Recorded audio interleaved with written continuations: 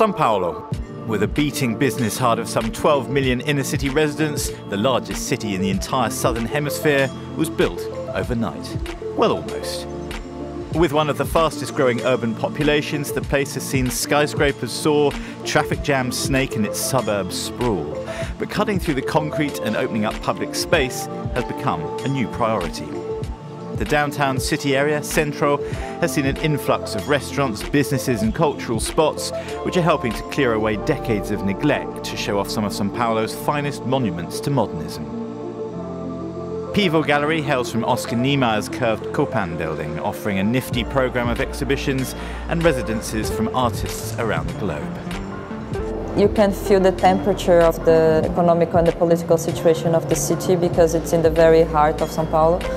Like, for example, all the manifestations and the public riots, they happen around the corner. The architecture is so peculiar that you somehow become aware of your body in the space and the proportions of the building. And I think this is a very nice mindset to meet a work of contemporary art. And then we take a lot of advantage of that when shaping exhibitions. It's a luxury to be in a pedestrian street in São Paulo, which is a city that's mainly made for cars. So I think it also sets the atmosphere of the building itself and our relationship to the public. There's a push to lend a more human scale to Brazil's biggest city while making it efficient. One way is to rethink its congested urban landscape. An ambitious 15-year transport scheme to construct cycle paths, lower speed limits, expand pavements and just sometimes shut off roads entirely to traffic is well underway after beginning in 2013. Paulista Avenue, one of the city's main thoroughfares, is pedestrianised on Sundays, and the elevated Monocle highway that carries 800,000 vehicles a day is closed to traffic for the whole weekend, so skateboarders, sunbathers and cyclists take over the streets. Brightly coloured yellow bikes can be spotted along Monocle. Located and unlocked with a few swipes of a smartphone, cyclists can hire a ride, then lock up and leave it whenever their journey ends. The first such scheme in the country launched with 120 employees and is meant to meet the existing public transport system that, sadly, is extremely limited. Everybody thought I was crazy when I mentioned the idea of launching a dockless in the city like São Paulo.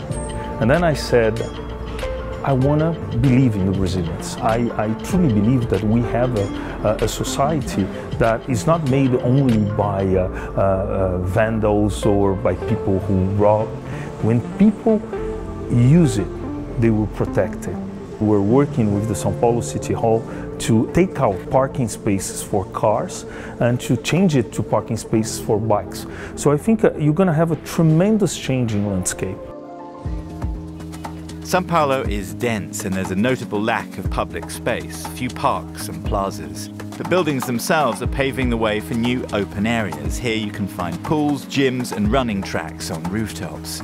At the same time, by repurposing disused structures, welcoming new areas between buildings are emerging, making people feel safer. One key example of this is the privately funded SESC, Social Service of Commerce. Its latest space in the city centre, 24 de Maio, is a 13-storey building with an art gallery, gym, climbing walls, children's play area and a free dental clinic, to name but a few of its amenities. Pessoas acabam não ocupando espaços públicos, né, praças, enfim, jardins, parques, né? Então tem sempre um certo receio, né? E a gente percebe que aqui, quer dizer, as pessoas se sentem um pouco, talvez um pouco mais seguras, mas e também, por outro lado, também tem uma certa liberdade, né? Acho que até pela essa questão também da convivência dos diferentes, né? 60% do público que frequenta a unidade são moradores do centro. E que quando se fala em revitalizar os centros, se despreza essas pessoas que moram aqui no centro, né? Então, o centro já está vivo, né? Então não tem que revitalizar. Acho que tem que dar vazão às necessidades desse público que já está aqui ou que vem para cá por algum motivo.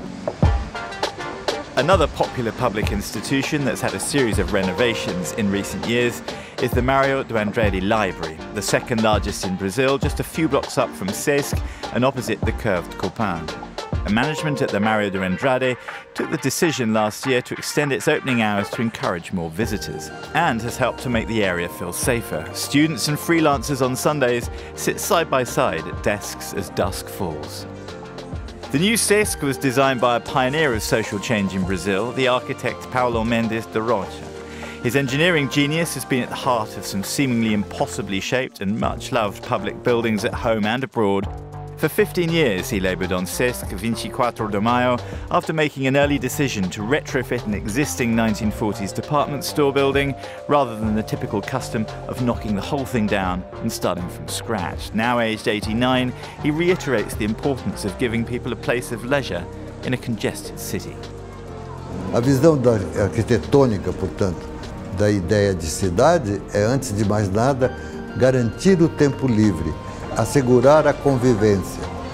O comportamento de 20 milhões de pessoas numa cidade só, como você vê diariamente em São Paulo, é muito interessante considerar como caldo, como recinto de elaboração do que será o futuro.